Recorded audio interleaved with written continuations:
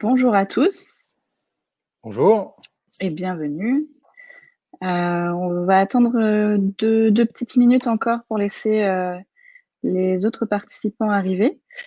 Donc le sujet, c'est l'impact, c'est la présentation de notre étude sur l'impact des third parties sur la web performance. On a analysé plus de 200 sites et Stéphane Rios, qui est juste à côté de moi virtuellement, va vous faire la présentation. On est donc sur la session dédiée au métier et demain, il y aura la session dédiée à l'IT, donc avec un discours un peu plus technique. Si vous avez des questions, n'hésitez pas, vous avez un onglet questions dédié pour ça. Et puis le chat pour se dire bonjour ou d'autres choses sympas, ça marche toujours. Ouais, c'est sympa de dire bonjour par chat parce qu'on on peut pas vous laisser tous parler, mais bonjour, c'est toujours sympa. Donc moi je dis bonjour à tout le monde comme ça. Hein. Si je dis bonjour Thibaut, bonjour Charlotte, bonjour Céline, ça va pas le faire. À quelle heure on se laisse encore une ou deux minutes? Oui, on va Alors, commencer, je pense, à il sera possible de revisionner notre 31-32. webinaire. Il y a déjà une première question. Je crois que oui, hein, il me semble. Hein. Oui, on l'enregistre.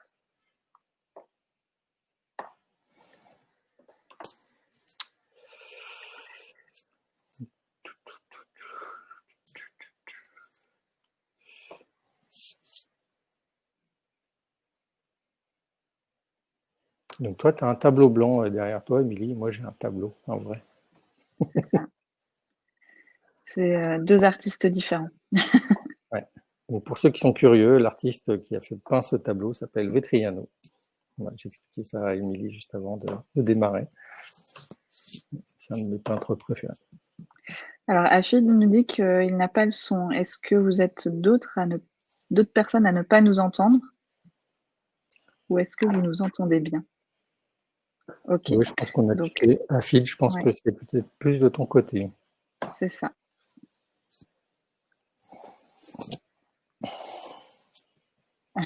Faut que tu montes ton tableau. Bon, c'est un classique. Hein. Il a fait une série comme ça. Il y en a deux ou trois dans cette série.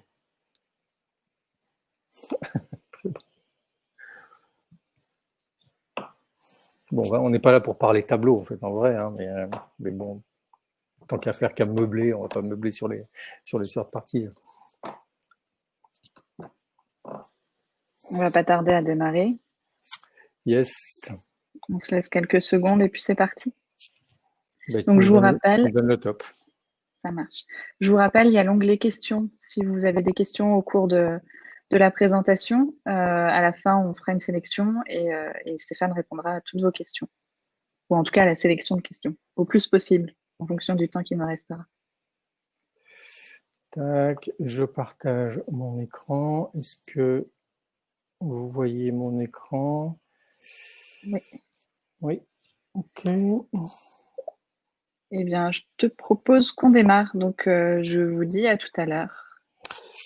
Merci Émilie. Eh bien, bonjour à tous. Merci d'être venus à ce webinaire dans lequel je vais essayer de décrypter l'impact des third parties sur la web perf. Alors, comme l'a dit Émilie en introduction, ce webinaire, ces deux webinaires, puisqu'il y en a un demain matin, repose sur le travail qu'on a fait sur toutes ces dernières années, particulièrement sur l'étude sur les third parties, le livre blanc qu'on va sortir incessamment sous peu. Alors, qu'est-ce qui nous attend aujourd'hui? On a d'abord un petit mot sur ce qu'on fait. C'est quoi ça, les third parties? Que tout le monde se rappelle bien de quoi on parle. Un petit mot sur l'étude et un résumé des résultats de cette étude. On rentrera plus en détail sur les impacts. Et puis, peut-être le plus intéressant, les recettes pour dompter les third parties. J'aime bien ce terme, dompter les third parties, parce que sinon, ça peut être sauvage, ça peut être le beans. Alors, déjà, si vous êtes là, j'imagine que vous vous souciez de la vitesse de votre site. Alors, c'est bien parce que vos utilisateurs aussi sont soucieux de la vitesse de votre site. Et si votre site n'est pas assez rapide, tout simplement, ils s'en vont et la moitié des utilisateurs s'en vont. Après 3 secondes d'attente, 3 secondes d'écran blanc, les gens s'en vont. Il y a même des études qui placent le critère vitesse comme premier parmi les attentes des internautes mobiles. Donc c'est vraiment un des critères les plus importants aujourd'hui. Et donc vous avez bien raison de vous intéresser à la vitesse de votre site. Et moi c'est aussi pour ça que je m'y intéresse depuis des années et que j'ai créé Fastorize. Donc Fastorize, c'est une société qu'on a créée en 2011. On a lancé un produit SaaS en 2014 qui fait du front-end optimization, qui fait de l'optimisation front-end pour accélérer l'affichage des sites web. Et auparavant, j'ai été pendant 10 ans CTO de Rue du Commerce, donc je connais assez bien le milieu du e-commerce et j'ai été confronté à pas mal de problématiques de performance. On est partenaire du JDN, où on produit un classement pour le JDN depuis maintenant 6 ans tous les mois sur le top 50 des sites les plus rapides de France, les plus importants et classés en termes de web perf. On traite aujourd'hui plus d'1 milliard de pages vues par mois. Et puis, si on cumule les économies en temps de chargement qu'on fait faire à nos internautes, ça représente à peu près 31 ans. Donc, il y a vos internautes, les internautes de nos clients nous disent merci. On est aujourd'hui une référence de la web perf. Je suis assez fier de le dire. On produit pas mal de contenu, donc des livres blancs. On a un partenariat avec le JDN, je l'ai dit. On est speaker dans des conférences. On fait pas mal de sponsoring et d'animation d'événements, notamment Wheel of Speed, qu'on a co-créé il y a 2 ans et qui est un événement dédié exclusivement à la web perf. C'est nous qui hébergeons l'instance publique de Web Page Test à Paris. Bref, tout un écosystème qu'on entretient en France. Et puis, à rajouter à ça, maintenant le livre blanc sur l'impact des third parties. On a des clients de un peu toutes les tailles, dans tous les secteurs, des petits, des grands, vraiment. Tout ça ne nous fait pas peur et avec chacun sa spécificité. On fait aujourd'hui une solution software as a service qui accélère l'affichage des pages web, donc une solution 100% compatible avec tous les navigateurs, tous les devices, et quel que soit le CMS ou le langage de développement que vous utilisez, on va optimiser votre site web. Alors, on est agnostique du langage utilisé parce que on est placé comme un CDN nouvelle génération, comme un proxy entre l'internaute et vos serveurs d'origine, et tout ça est drivé par des experts web perf. Donc, rapidement, comment ça fonctionne? Un client va demander va faire une requête sur votre site web. Sans le savoir, il va passer par Fastorize. On récupère le contenu à l'origine et puis on va analyser et optimiser en 50 millisecondes le contenu qui nous revient de l'origine et le servir à l'internaute. Et bien évidemment, le cacher pour ne pas avoir à faire cette optimisation, en tout cas la faire le moins possible.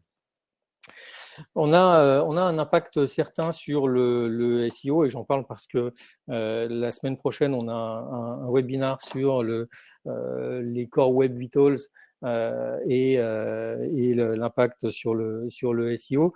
On a déjà aujourd'hui un impact sur le SEO. Il suffit, vous avez tous vu ces courbes où quand on améliore la vitesse, le temps de réponse du site, le nombre de pages crawlées explose. Voilà, c'est des choses qu'on croise régulièrement chez nos clients quand on active Fastorize. On a aussi une activité d'audit et d'accompagnement. Alors l'audit, faut bien comprendre que c'est des audits qui sont très différents des audits automatisés que peuvent vous faire des agences ou bien des outils. Nous, on va vraiment passer votre site au rayon X et en sortir 70-80 slides qu'on va vous présenter pendant 2 fois 2 heures. Et donc, aller très, très dans le détail de ce que vous devrez faire pour améliorer les performances de votre site avec des exemples même de code. On va vraiment très, très loin. Donc, ça, si vous souhaitez savoir où vous en êtes en termes de web perf ou si vous avez l'impression de plus savoir quoi faire pour améliorer les perfs de votre site, voilà, on fait des des audits. On fait aussi de l'accompagnement. Une fois qu'on a fait l'audit, l'idée, c'est de vous accompagner au global dans votre stratégie WebPerf. Donc, ça peut recouvrer plein de champs possibles. Ça peut être définir le plan d'action suite à l'audit, ça peut être aussi mettre en place des budgets performance, des outils de monitoring, des dashboards WebPerf, bref, tout ce qui a trait à la WebPerf. Notre plus bel exemple, c'est quand on a accompagné Rue du Commerce, qui en un an est passé dernier du classement JDN à premier du classement JDN et a trusté cette première place pendant de nombreux mois. Et puis, bien évidemment, on accompagne aussi nos clients dans leur stratégie WebPerf spécifiquement pour les third parties. Alors, avant de commencer réellement, j'aimerais faire un petit disclaimer. J'ai rien contre les third parties. Hein. Je suis un tech, souvent les techs râlent contre les third parties. Je connais beaucoup d'acteurs français du e-commerce qui sont classés comme third parties. Je voudrais dire que j'ai absolument rien contre eux. Je ne juge pas ce qu'ils font et je ne pense même pas que eux sont un problème intrinsèque. Je pense juste que le problème est ce qu'on fait des third parties et donc j'essaye de faire qu'on les utilise à bon escient. Donc vraiment ne nous méprenez pas, je ne suis pas là pour pointer du doigt des acteurs ni pour vous faire supprimer sur votre site, car je suis bien conscient de l'importance de ces third parties pour le fonctionnement global de votre site. Voilà, c'est dit. Alors, c'est quoi un third party? Alors, par définition, ce sont des éléments qui sont hébergés sur une origine partagée et publique, fonte googleapi.com, je sais pas, par exemple, qui sont largement utilisés par une grande variété de sites. Par exemple, les Google Analytics est hébergé, est utilisé par 76% des sites qui sont dans HTTP Archive et surtout qui ne sont pas maîtrisés par les propriétaires du site. C'est-à-dire que ce n'est pas vous qui maîtrisez le contenu qui est servi par ces third parties. Alors, comme exemple, alors on peut les classer de deux façons. On a les third parties que moi j'appelle invisibles, celles qu'on utilise sans le savoir, les polices, les librairies JavaScript, les vidéos YouTube. On n'a pas l'impression que ça soit des third parties et pourtant c'est bien du contenu qui ne vous appartient pas, sur lequel vous n'avez pas la maîtrise. Et puis il y a les third parties réels entre guillemets, ceux qu'on connaît tous, les analytics, la pub, les fonctionnalités du support tels que les chats clients, les avis clients, le cross-selling, enfin bref, tout ce qu'on peut imaginer qui vient se rajouter sur un site. À tel point que c'est aujourd'hui 95% des sites utilisent au moins une third party. Donc on peut dire que le web dans son ensemble est constitué de third parties. Il y a même des sites spécialisés sur les performances des third parties. Donc, il y a un site qui s'appelle Third Party Web Today. Et donc, je vais vous dire que vraiment, c'est un domaine en soi. Alors là, on voit les plus utilisés. Donc, c'est pas étonnant. Hein. On voit Facebook, on voit Google Analytics, on voit Google CDN pour les fontes, on voit les pubs, YouTube, bien sûr, c'est des choses que vous retrouvez classiquement sur la majorité des sites. Donc ça, c'est réparti par catégorie. Et puis, mais on peut aussi les voir répartis par temps d'exécution. Et comme impact en temps d'exécution sur les sites. Donc là, on peut voir si vous êtes en train de choisir un third party à implémenter sur votre site, vous pouvez aller sur ce site et déjà vérifier qu'il n'est pas pointé du doigt comme étant mauvais élève. Alors, comment on en est arrivé à ces 95% de sites qui possèdent des third parties? Surtout que, alors, pour vous dire, moi, il y a 15 ans, quand j'étais chez Rue du Commerce, c'est l'IT qui décidait de mettre des tags ou pas. Hein. On venait me voir, on disait, voilà, j'ai besoin de faire de la remontée vers tel acteur, est-ce que tu peux mettre ce tag? Et nous, on validait chaque tag qu'on pouvait mettre d'un point de vue performance, implémentation, données qui pouvaient partir, etc. Il se trouve que aujourd'hui, tout simplement, heureusement ou malheureusement, ajouter un tag n'a jamais été aussi facile, puisqu'il suffit de faire une modification dans un tag management system. Les plus connus en France, c'est Google Tag Manager et Tag Commander, pas Tag Commander, mais Commanders Act. Et donc, il suffit de cliquer pour ajouter des tags. Alors, c'est pas très technique, c'est assez facile, même si des fois, il faut faire un peu de copier-coller JavaScript et qu'on ne comprend pas toujours ce qu'on fait. Donc, en fait, le marketing, le métier en général, a pris le pouvoir sur une partie du site, et c'est un bien, c'est un mal, je ne suis pas là pour juger, mais qui dit pouvoir, comme le dit Oncle Ben à Peter Parker, qui dit pouvoir dit grande responsabilité. Et donc, attention à ne pas vous laisser griser par l'autonomie que vous donnent ces solutions de tag management system. C'est pas parce qu'on a enlevé un frein qu'il faut rouler à 200 km/h sur l'autoroute. Donc, il faut vraiment, quand on met en place, quand on utilise un tag manager, faut vraiment ça doit faire vraiment l'objet de coopération entre le marketing et la technique, même si ça reste dans les mains du métier. Et là, ça illustre bien un concept auquel moi je tiens, c'est que la web perf, c'est l'affaire de tous. Et en fait, pas que de l'IT. Donc un site, c'est en fait le résultat de la contribution de plusieurs acteurs. L'IT qui va produire les templates, ceux qui vont produire du contenu, les produits, les animations commerciales, le merchandising, etc. Et puis le marketing qui va mettre l'upselling, les avis clients, enfin, que sais-je. Et donc, si au départ, on a un site qui peut être léger, quand on a rajouté tout ce contenu, effectivement, il y a un impact sur la web perf. Mais tout le monde est impacté. D'accord ? Et donc, quand il y a un problème, en général, c'est pas l'un ou l'autre, c'est tout le monde est responsable de ce problème. Donc vraiment, pour moi, c'est l'essence même de la web perf partagée par tous les acteurs, les third parties. Ça pointe le fait que tout le monde réellement est concerné par la web perf. Alors, qu'est-ce que ça donne, cette liberté de mettre des tags sur tous les e-commerçants français ? Est-ce que tout le web français est lent à cause de ça ? Alors, pour le savoir, on a fait une étude spécifique sur ces third parties, étude qu'on avait déjà faite en 2016 par ailleurs. Non, j'entends des pops. Est-ce que tout va bien ? Des pops dans le chat. Mais moi, je ne vois pas le chat. Donc, on a fait une étude en 2016. Comme la dernière fois, on a repris un peu la méthodologie du classement qu'on fait pour le journal du net chaque mois. Donc, on a testé 200 sites de e-commerce chaque jour pendant 9 mois.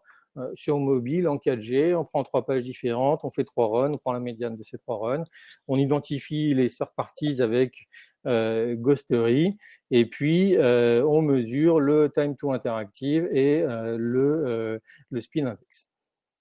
Est-ce que tout va bien ? Je vais vérifier.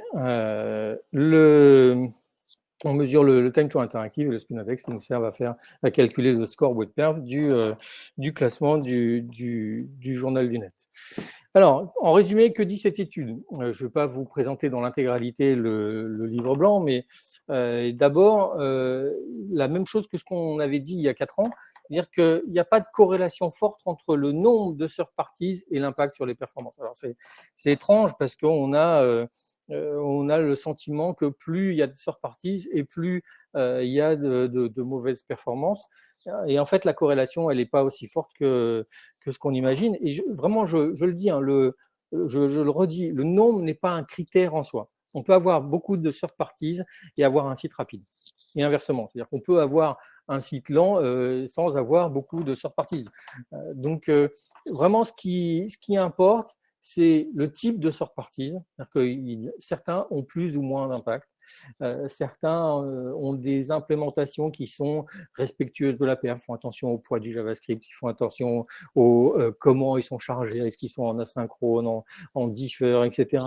Ils font attention au temps de réponse des serveurs. On voit ça quand on analyse chaque third party. On voit à quel point les gens peuvent être attentifs, est-ce qu'ils ont une maturité sur la web perf. Donc, ce qui importe, c'est le type de third parties, la façon de les implémenter. Si vous mettez un script bloquant, bien évidemment, rien que son nom l'indique, bloquant, ça veut dire dangereux.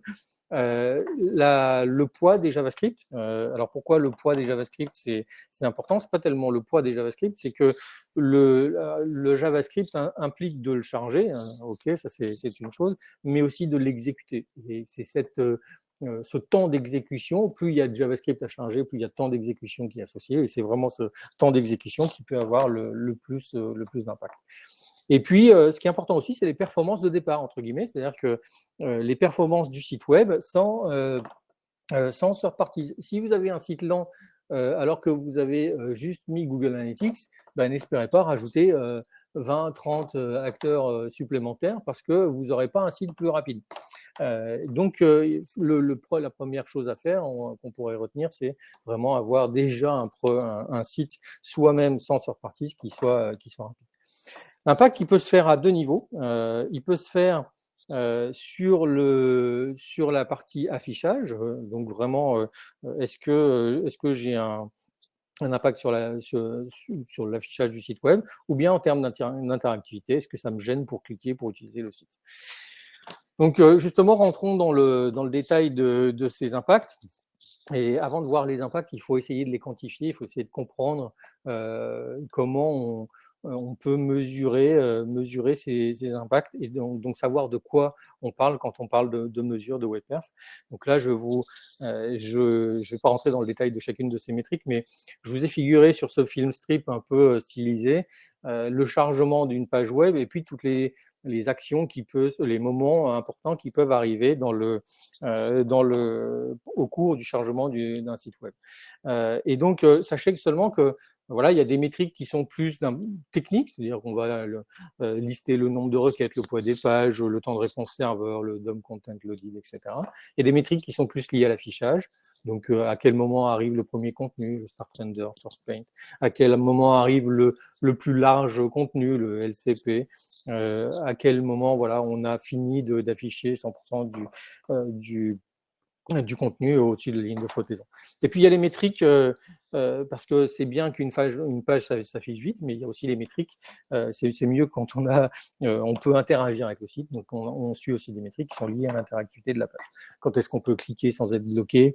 Combien de temps il va se passer avant que le navigateur me réponde quand j'ai cliqué?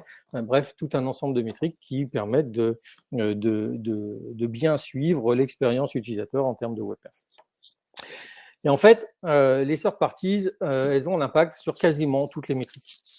Donc, il n'y a pas trop de questions à se poser.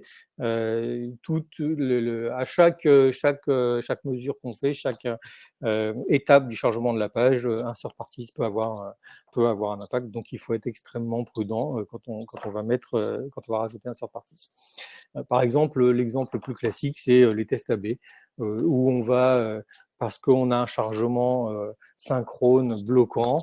Si ce chargement synchrone bloquant met du temps à arriver, met du temps à s'exécuter, eh bien, on peut retarder l'affichage du premier élément sur la page et avoir dépassé ces fameux 3 secondes sur mobile qui font que la moitié des utilisateurs s'en vont. Donc, on a aussi des impacts sur il y a des solutions de personnalisation qui vont rajouter des produits au milieu de liste produits, qui vont faire tout décaler le contenu. Voilà, ça c'est un impact sur le speed index, un impact maintenant sur la nouvelle métrique qu'on appelle le CLS, Cumulative Layout Shift. Et d'ailleurs, on va retrouver ces métriques dans les Core Web Vitals qui sont mis en avant désormais par Google comme depuis quelques semaines, et qui vont être pris en compte comme critères de ranking à partir de l'année prochaine. Donc, raison de plus de faire attention. Je crois que le pire, en fait, le pire impact qu'on peut avoir, c'est ce qu'on appelle le SPOF. C'est vraiment en termes de choses le visible, et heureusement qu'il n'arrive pas très souvent, le single point of failure. Imaginez votre site ne se charge pas juste parce qu'un acteur qui est mal implémenté sur votre site a des problèmes techniques. Et que il suffit qu'il ne soit pas disponible et hop, vous avez plus de site. Donc là, par exemple, on a fait un test sur le site du Parisien où pendant 30 secondes, on a du blanc. parce qu'on a simulé qu'un acteur, un de ces acteurs qui servait pour l'affichage du site était indispo. Et là, je vous assure que l'internaute, il ne fera pas la différence entre l'indisponibilité de votre site ou bien la défaillance de ce fournisseur de third party. Donc, il ira tout simplement ailleurs. Donc là, en termes de métriques, si on se rappelle le schéma précédent, toutes les métriques sont décalées et l'expérience, même sans parler de métriques, l'expérience utilisateur, elle est catastrophique. Alors, la vidéo, je sais qu'elle ne fonctionne pas. Alors, l'impact, on peut aussi le voir facilement sur le waterfall. Donc, waterfall, c'est la liste des requêtes qui vont se lancer au cours du temps. Et on voit bien la différence entre ce qui est servi par les third parties et ce qui est servi par votre site.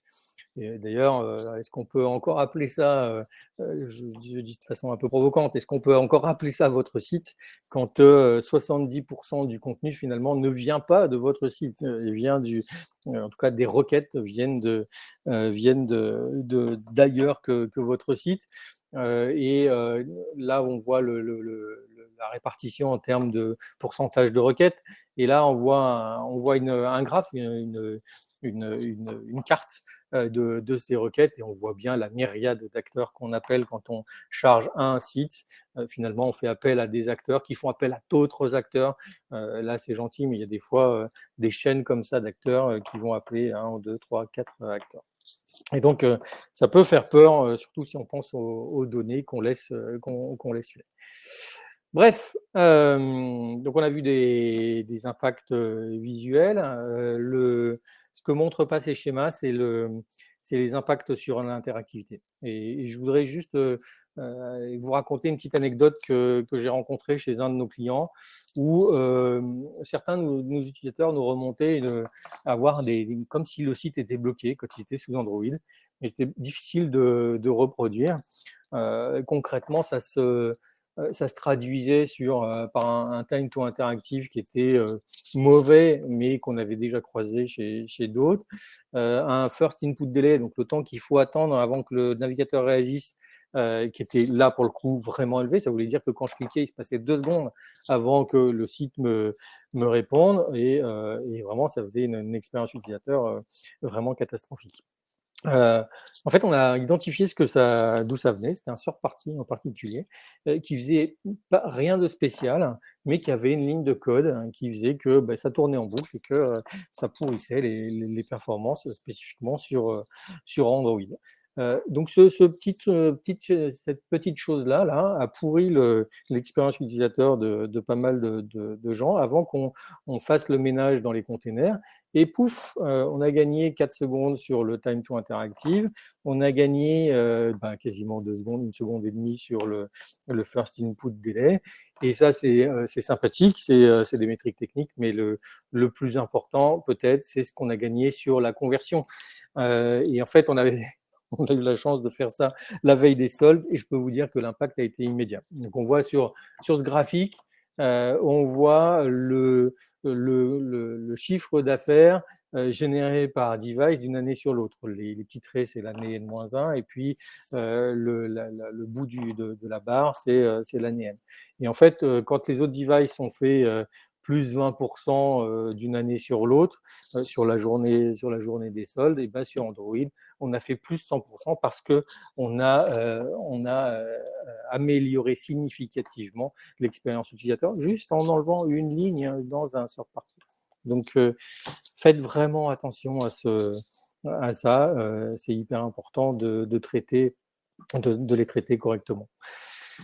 Donc, c'est important de suivre toutes ces métriques. Il faut avoir les bons outils. Si vous suivez que le poids du JavaScript, vous passerez peut-être à côté de quelque chose. Si vous suivez que le speed index, on l'a vu dans l'exemple précédent, on avait un speed index qui était bon, et pourtant l'expérience utilisateur était mauvaise parce que tout simplement, ils pouvaient pas cliquer, les internautes ne pouvaient pas cliquer. Donc, même si vous suivez même le temps d'exécution global de chacun de ces JavaScript, ce qu'il faut aussi croiser avec ce temps d'exécution, c'est est-ce que ce JavaScript provoque des blocages? Donc, il y a certains outils, ici on voit une copie d'écran Speedcure, certains outils qui permettent de visualiser quels sont les mauvais élèves en termes d'exécution JavaScript, mais aussi d'exécution bloquante JavaScript, et donc ce qui fait que quand je clique, je n'ai pas de réponse tout de suite.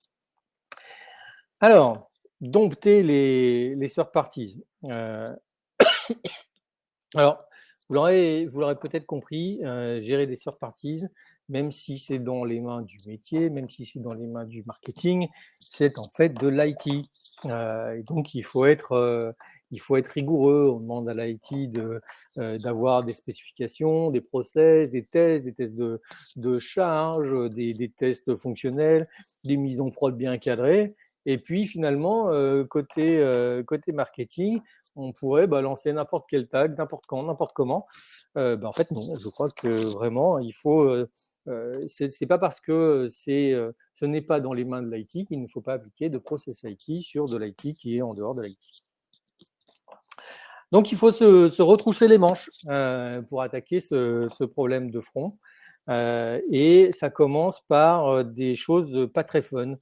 Ça commence par des choses pas très fun que vous n'avez pas forcément envie de faire. Alors, c'est pas ça que je voulais dire. Mettre des techs et des gens du market dans la même pièce, non, si, ça c'est plutôt fun. C'est le slide d'après qui est pas très fun. Alors d'abord, c'est un problème d'organisation. C'est-à-dire que vous l'avez vu, hein, tout le monde est impliqué dans la web perf. C'est pas oh là là, ces méchants du marketing, ils rajoutent plein de third parties, ils sont pas bien, c'est de leur faute, faut enlever tout ça. Et c'est pas la faute de l'IT, oh là là, le serveur, il met du temps à répondre, ils ont qu'à rajouter de la mémoire. Tout le monde est impliqué par la web perf, tout le monde a un impact sur la web perf sur le site, et donc il faut mettre tous ces gens-là autour de la table et puis partager les mêmes indicateurs web perf et les mêmes objectifs. C'est-à-dire, voilà, on veut arriver à tel temps de chargement. J'utilise temps de chargement comme étant générique, à voir quelle métrique on utilise. Donc voilà, il faut mettre les gens de la feed, de la pub, de l'acquisition, tout ça, tous ces gens-là qui ont un impact, qui produisent du contenu sur le site. Il faut les mettre autour de la table et qui se mettent d'accord sur ce à quoi on doit arriver. Et bien sûr, faut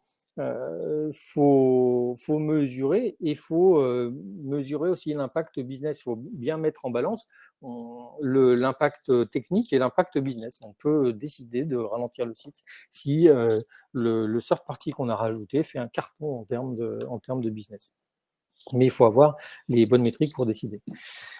Voilà, la partie pénible par laquelle il faut commencer, c'est le travail de normalisation. Et c'est pénible parce que vous avez eu 10 acteurs successifs qui se sont succédés au poste pour gérer le tag management. Le tag manager, chacun a fait sa petite sauce. Vous avez eu 3 agences qui sont passées, qui ont refait à leur sauce aussi. Et au final, vous n'y comprenez plus grand-chose à ce qui a été fait et vous n'osez plus y toucher. Donc là, il faut attaquer un gros travail de nommage et donc vérifier déjà que tout c'est des exemples que je vous donne, mais l'idée, c'est vraiment que d'un seul coup d'œil, vous puissiez vous retrouver et savoir quel tag fait quoi et où, etc. Et où est-ce qu'il est dans la page. L'idée, c'est faciliter le travail. Il faut avoir vraiment les règles de nommage le plus clair possible pour qu'on n'ait pas de questions à se poser chaque fois qu'on va rentrer dans ce tag manager et que le suivant qui arrive, ces règles elles soient posées et que lui aussi arrive et aucune difficulté à se mettre dans le sujet. En fait, le plus pénible, c'est le nettoyage. Et donc là, il faut faire l'inventaire. Donc, je vous ai donné un exemple d'outil, un outil incroyable qui s'appelle Google Sheets, qui permet de, on a listé les tags et ce qu'ils faisaient,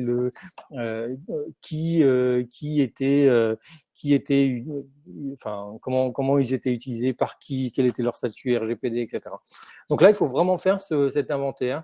L'idée, c'est ensuite d'éliminer les tags qui sont orphelins. Donc, on a tous des tags, personne ne sait d'où ils viennent. Est-ce que, c'était lui le responsable, mais il est parti. Il faut les éliminer, il ne faut pas prendre de gants, faut le noter, mais il faut les éliminer. Il faut éliminer les tags en double. Combien de fois j'ai vu des choses, Google Analytics, ZT, Larian, enfin bref, voir des tests, des doubles tests AB ou des doubles tag managers.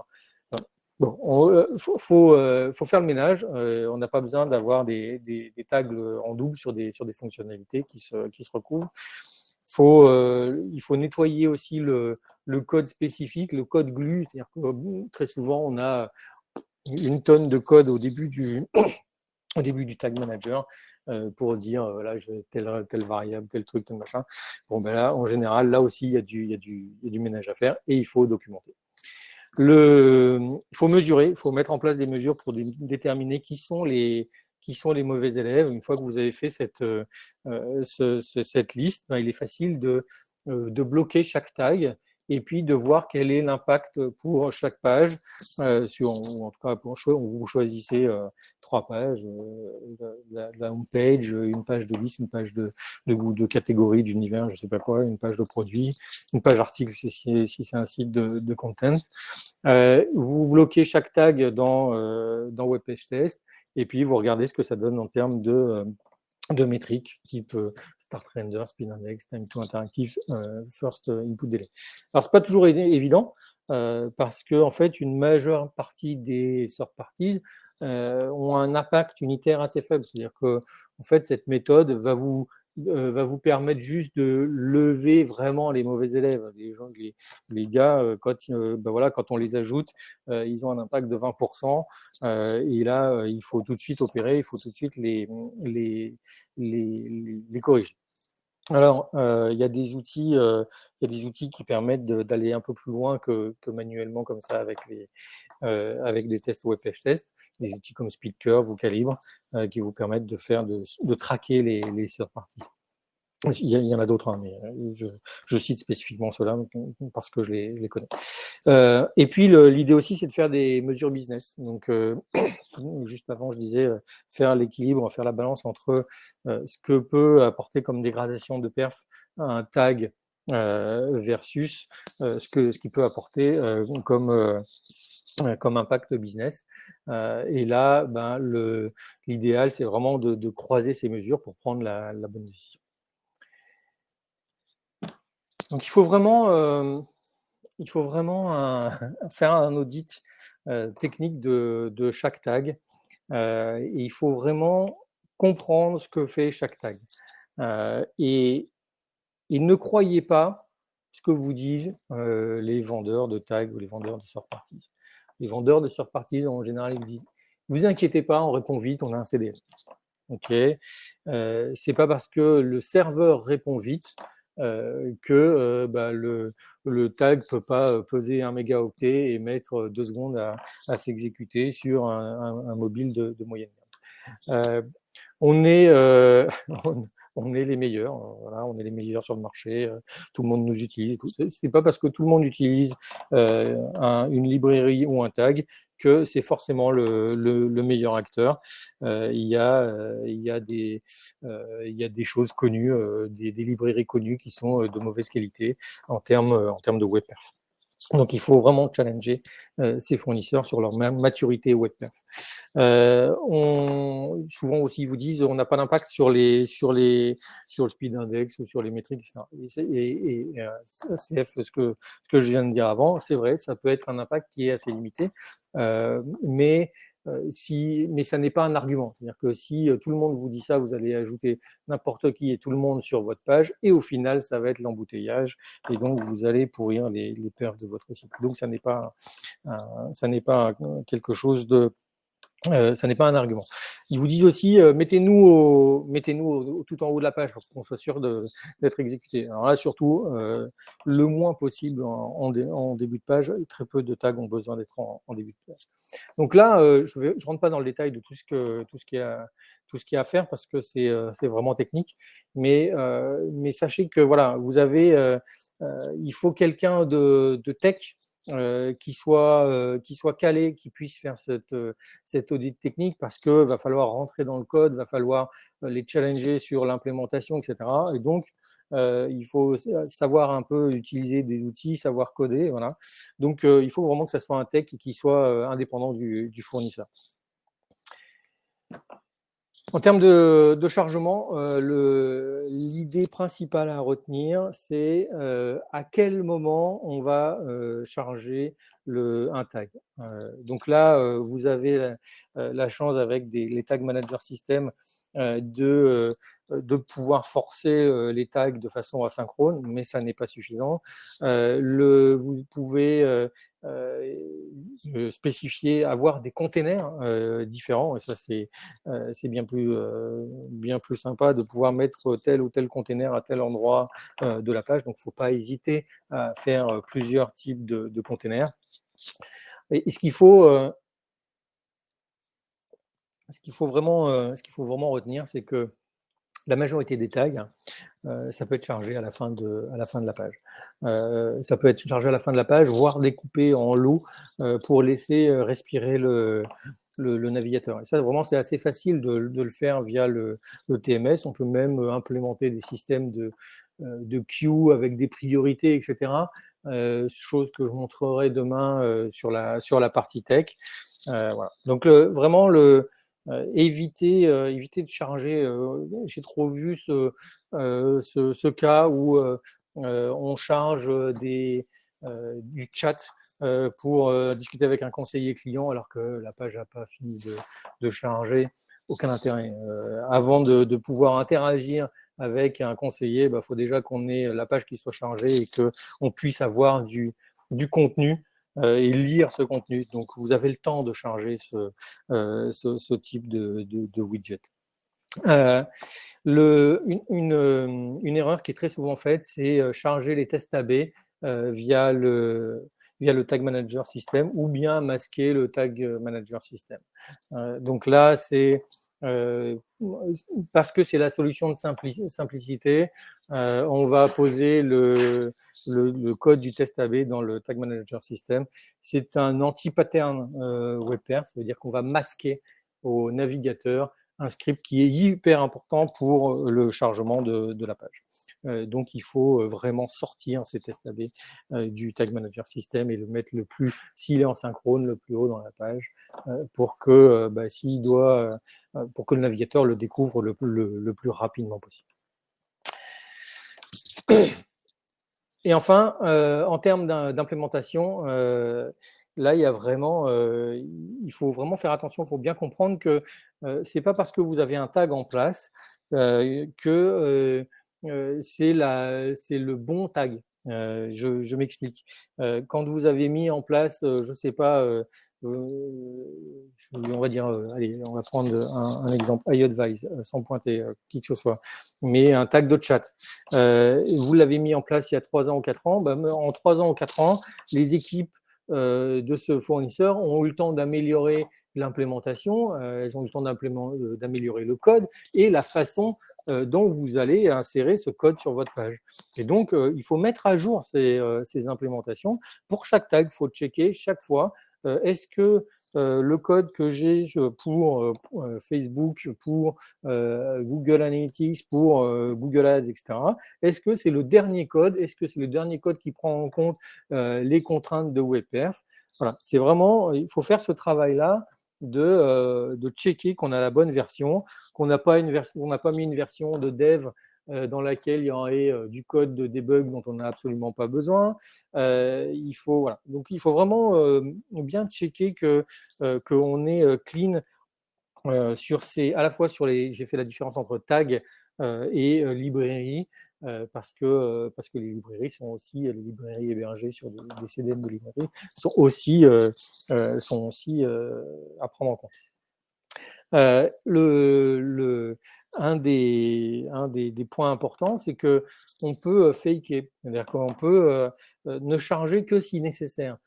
Quand je vois des homepages avec un player vidéo et qu'on charge à la fois le player, à la fois la vidéo, alors qu'on n'a pas encore cliqué sur le bouton play, moi, ça me tue. On va bloquer l'expérience utilisateur, on va pourrir l'expérience utilisateur, alors que tout ce dont on a besoin, c'est afficher une vignette et un triangle qui dit bah, attention, là on peut cliquer pour avoir la vidéo et à ce moment-là, peut-être qu'on peut charger la vidéo.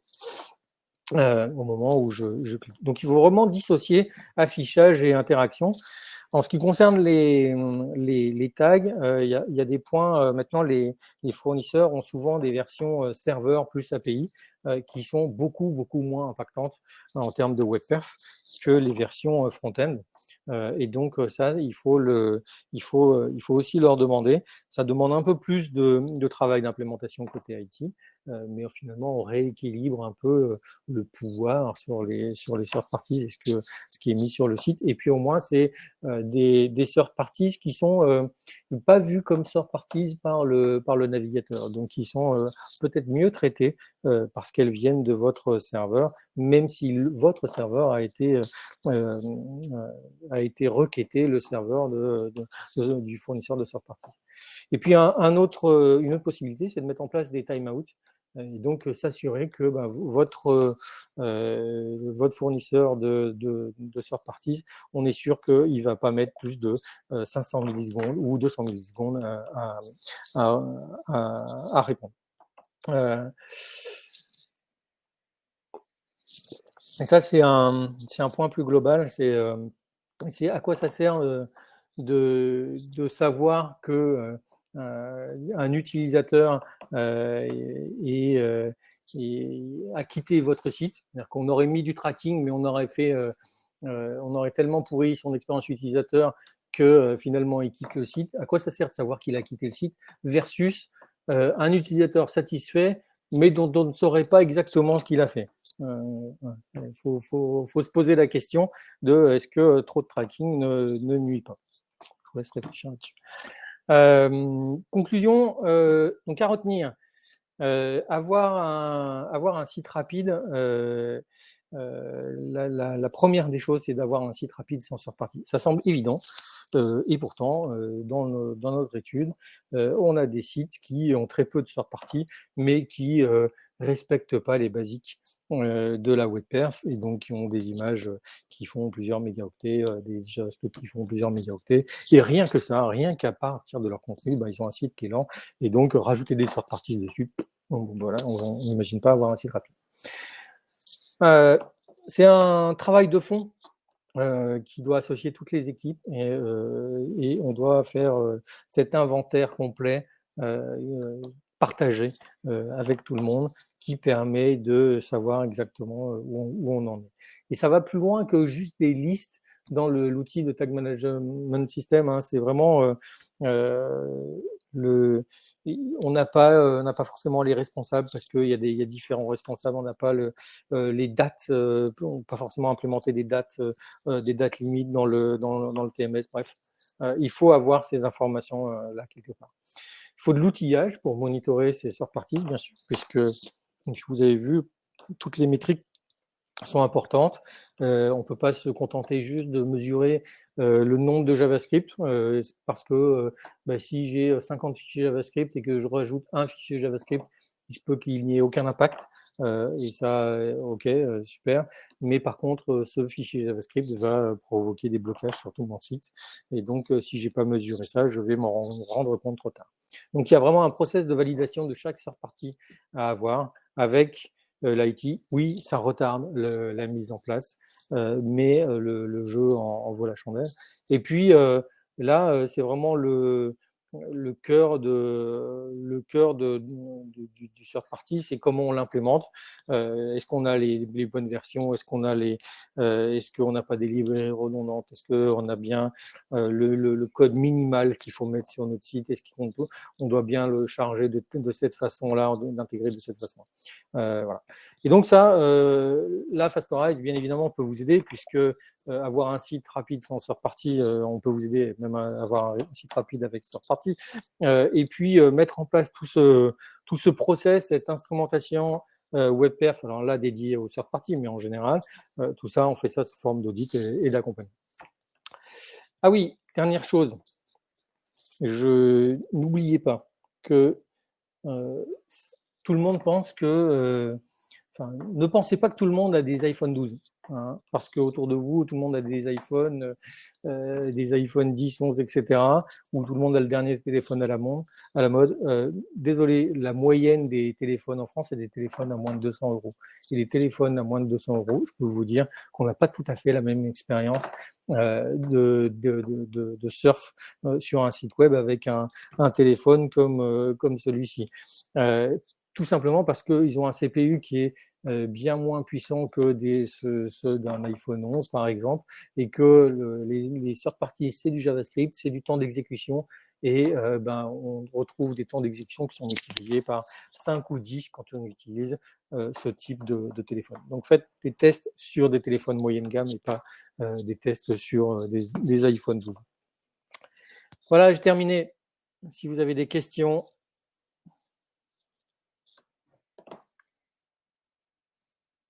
Alors oui, il y a plein de questions. Je suis là. Merci pour ta présentation, Stéphane. Tu m'entends? Oui. Super. Je disais qu'il y avait plein de questions. Je vais te les présenter. Allez, Je commence par celles qui ont eu le plus de votes. Donc la première, c'est à quel niveau peut-on mettre en place le time-out sur les tags? Pardon? À quel niveau est-ce qu'on peut mettre les time-out sur les tags? Alors, question compliquée parce qu'il y a des fonctionnalités de timeout chez certains acteurs. Il se trouve que pour les avoir testés, ça fonctionne pas tellement bien. Donc, ne vous reposez pas sur ces fonctionnalités de timeout, mais il faut développer ses propres timeout. Et ça, il n'y a pas 36 000 solutions. Il faut passer par des service workers qui vont demain, j'en parlerai. Demain, je parlerai de cette solution de timeout avec des exemples de code pour dire, voilà, on va faire la requête vers le provider. Et puis si en 500 millisecondes, on n'a pas la réponse, j'ai lancé une requête par ailleurs en parallèle et c'est celle-là qui va arriver. Ça marche. Alors, quel outil permet de tester les performances du site sans les third parties? Alors ça, c'est facile. Il suffit prenez un outil qui permet de bloquer des requêtes. J'ai une préférence pour mon outil préféré qui s'appelle Web Page Test, qui permet de scripter les tests et qui permet de bloquer un certain nombre de domaines ou de requêtes. Donc là, l'idée, vous rajoutez un peu de script, vous bloquez les domaines ou les URL et puis vous verrez vous verrez l'impact sur le waterfall. Donc le plus simple à bloquer, c'est de bloquer pour voir vraiment l'impact, c'est de bloquer le tag manager et puis le test AB, s'ils sont séparés. Il y a même dans cet outil la notion de SPOF, donc on peut lui dire, voilà, pour ce domaine-là, tu fais comme s'il mettait 30 secondes à répondre. Là, on prend peur. On a une question d'Antoine qui nous demande quelle est notre opinion sur le self-hosting des scripts third parties.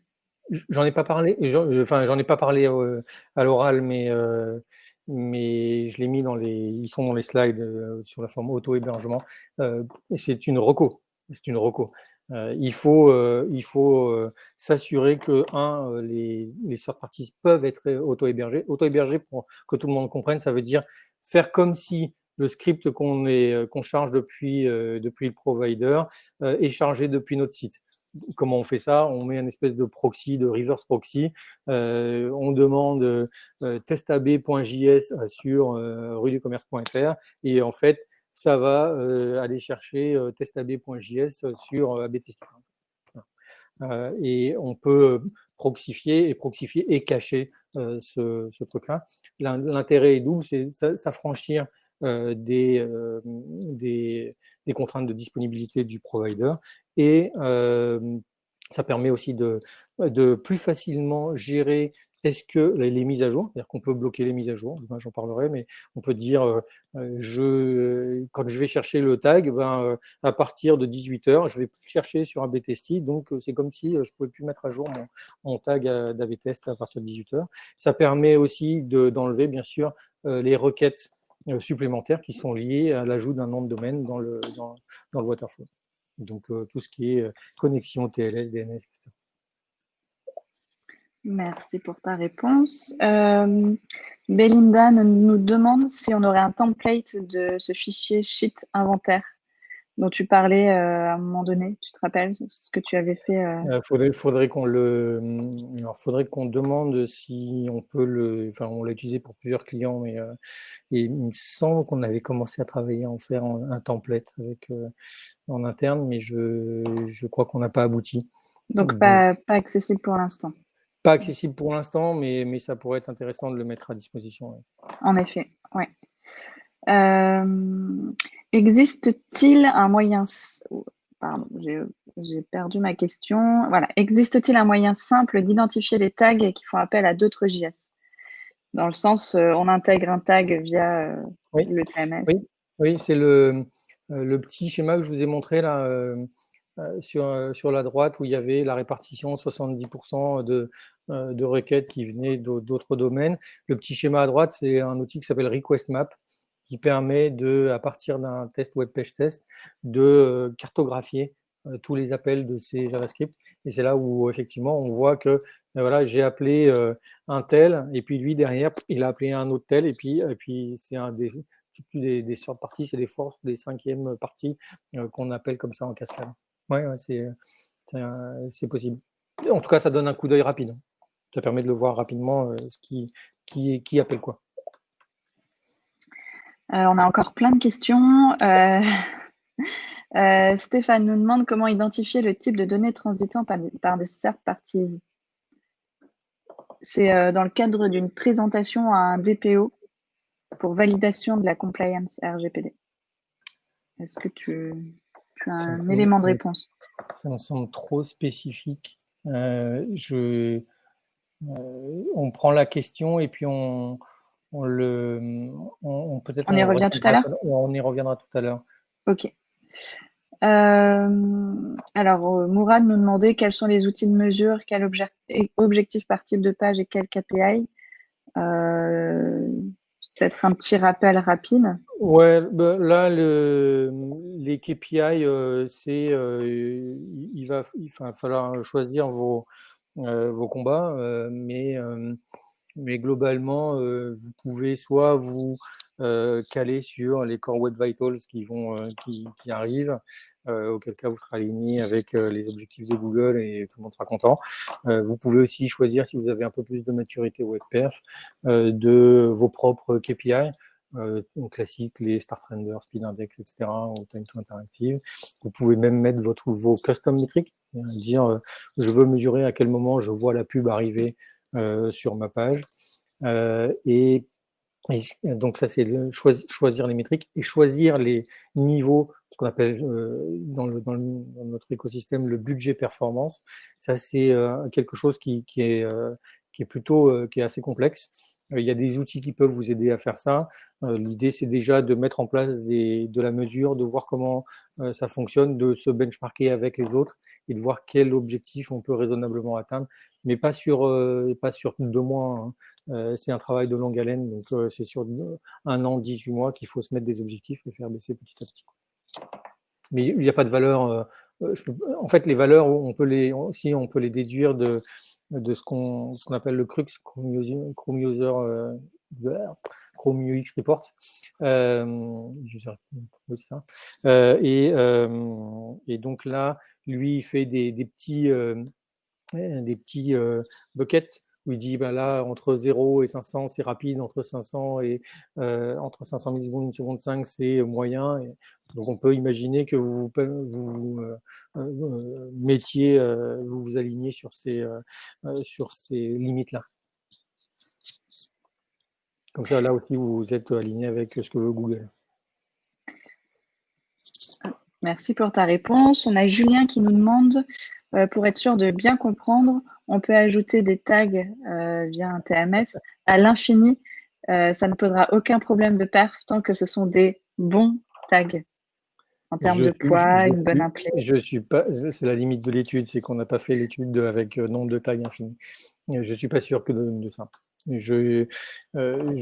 Si on respectait tout ce que je viens de dire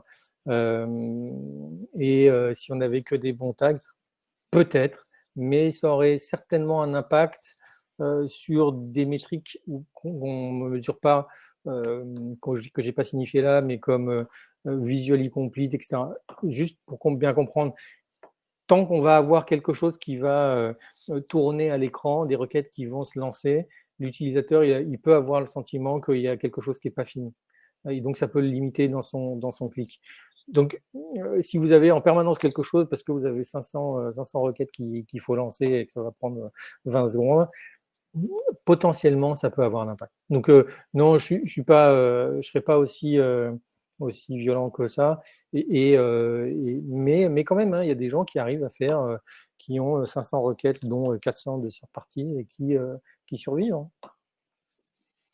Pour information, sur notre étude, en moyenne, les sites avaient 18 third parties.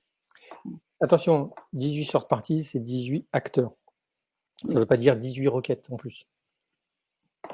Yes. Donc, c'est une vingtaine de tags. Ça veut dire du JS quasiment tout le temps, un ou plusieurs JS, peut-être du CSS, peut-être des images. Voilà. Magali nous demande comment mieux gérer la compatibilité des third parties avec un site en React et est-ce que Fastorize peut aider là-dessus? Il n'y a pas d'incompatibilité entre React et les third parties. Ça me semble bizarre comme question. Je ne suis pas sûr que React soit le cœur du problème. Je ne connais pas le contexte, mais non. Et est-ce que Fastorize peut aider? Oui, on peut aider sous la forme d'audit et d'accompagnement. Que le produit fera rien, c'est vraiment trop spécifique. Mais en termes d'audit, là, par exemple, on a travaillé avec l'équipe sur justement, ils ont appelé en React, comment faire pour que l'équipe se charge de façon plus fluide, etc., qu'il n'y ait pas de double chargement. Enfin bref, on a été très loin dans le chargement et dans l'application React. Donc oui, ça, on est tout à fait capable d'aider. Donc Magali, il faudrait comprendre mieux le problème en fait. Ouais, voilà. Donc Magali, je vous propose qu'on échange dans un second temps pour voir réellement où se situent vos difficultés. On a encore 3 questions, dont 2 de Antoine. La première, il demande si un plugin sur WordPress ajoute des third parties également. Oui, quasiment tout le temps, et pas de la bonne façon. Voilà, pour le coup, c'est une calamité. Hein, c'est pour ça qu'il n'y a pas de CMS rapide ou pas. Dès que vous avez des plugins, c'est la foire d'empoigne. C'est-à-dire que c'est un peu le même principe. C'est-à-dire que rajouter un plugin WordPress, il faut vérifier que l'impact qu'il a sur le chargement, comment il est codé, etc. et être sûr qu'on a la bonne version. Et en plus, on passe même pas par un tag management system. Quand même, l'avantage du tag manager system, c'est quand même qu'on a quelque chose de beaucoup plus comment dire, visuel. Enfin, on voit ce qu'on fait, organisé, etc. Et ça force aussi à avoir des tags en asynchrone, alors que les plugins, que ce soit du Magento ou du WordPress, enfin, même nous en interne, on le connaît, on pose tout ça des plugins et puis après, on se demande ce que ça peut bien donner. Donc oui, est-ce que j'ai répondu à la question? Oui, donc oui. La deuxième question d'Antoine, c'était est-ce que Fastorize a un impact sur les back-office? Alors, je ne sais pas ce que ça veut dire cette question. Je vais répondre de 2 façons. Ça a un impact sur la partie, ça n'a pas d'impact sur la partie back-end, sauf qu'on arrive à cacher les pages qui seraient a priori pas cachables. Donc ça, c'est un vrai intérêt. Si vous avez un back-end qui met 2 ou 3 secondes à répondre, nous, on peut effacer ces 2 ou 3 secondes pour n'importe quelle page, parce qu'on a une techno qu'on appelle Smart Cache qui permet de dissocier le contenu dynamique du contenu statique sur la page. On répond en 50 millisecondes sur le contenu statique et puis le reste, on va aller le chercher pendant que la page se construit. Maintenant, si la question c'était est-ce que j'ai une appli que j'utilise en interne pour gérer mes commandes, est-ce que Fastorize a un impact dessus? Non. Parce qu'en général, ces applis ont très peu de... on ressemble très peu à c'est du HTML, mais c'est beaucoup de JavaScript aussi, donc on a assez peu d'impact. Et on finit avec la question de Thierry, qui fera d'ailleurs une bonne transition. qui demande est-ce que Fastorize travaille déjà sur l'amélioration des nouveaux KPI Google et Web Core Vitals? Ouais, alors les nouveaux KPI Google ne sont pas si nouveaux que ça. Hein. Juste, donc, le LCP, le Largest Contentful Paint, finalement, c'est une approximation du spin index. Donc, quand on a un impact sur le spin index, on a un impact sur le LCP. C'est un mélange de spin index et de start render. Pour la petite histoire, c'est juste pour que Google, cette information-là, elle est disponible dans le navigateur, et c'est plus facile à récupérer que du spin index. Et donc c'est pour ça qu'ils ont choisi je pense, cette métrique-là pour approximer le spin index. LCP, FID, First Input Delay, on commence à avoir des technos dans les cartons qui permettent de séparer un peu les scripts et donc de limiter le JavaScript bloquant, mais c'est pas complètement opérationnel. Et sur le CLS, le Cumulative Layout Shift, il y a une technique très simple qui permet de rajouter la largeur et la hauteur des images pour éviter que tout le layout se décale, et ça a un impact sur le CLS. Le CLS est aujourd'hui une métrique, c'est la métrique nouvelle de ces Core Web Vitals, et il va falloir un peu de temps pour comprendre comment l'améliorer, mais on a un peu de temps avant que vraiment il y a tout le monde se dit « Ouh là là, c'est grave, mon CLS est de 0,2 ». Voilà. Et sinon, pour la transition, on fait un séminaire, un webinaire, séminaire, venez tous au séminaire Fastorize sur les Core Web Vitals la semaine prochaine, c'est ça? C'est ça, le 9 juillet à 11h30. Ouais, donc, je vous ai mis le lien dans le chat. N'hésitez pas à vous inscrire si c'est un sujet qui vous intéresse. SEO et Core Web Vitals. Parce qu'il y a eu beaucoup de mousse sur ce sujet-là ces dernières semaines. On va essayer de voir un peu plus clair avec nos amis de Clostar. Voilà. Et en toute dernière minute, une toute dernière question qui est: est-il possible de mettre en automatique la recherche des mises à jour des third parties?